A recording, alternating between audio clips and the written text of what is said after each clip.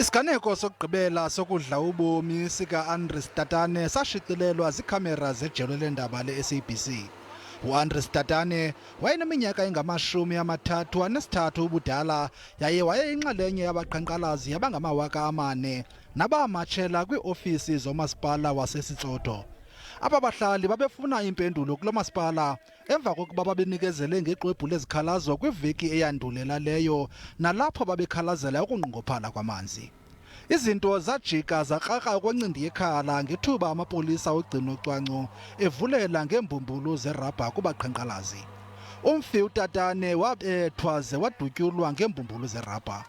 Kunanamhlanje ke ezo zikhalazo zabo azikafumani sisombululo.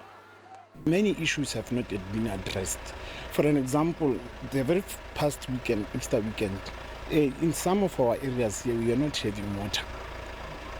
The one that I would say killed one of our youth here, Andries Tatane. Sithetha nje lo masipala untyumpantyumpeka kwiingxaki zezimali.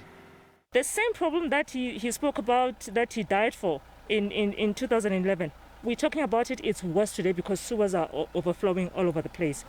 Kids have died. You have small children who've died because they have to walk back from school to home and they get swept away by, your stormwater during rain season. Ingxaki yokunqongophala kwamanzi kulo masipala yenziwa maqongo naziziseko zophuhliso ezindala. We don't have water. When the water comes out, it comes with worms and it's got a bad smell. Urhulumente uthi sele eligwadlile iqhinga lokuza nesisombululo kule nyewe.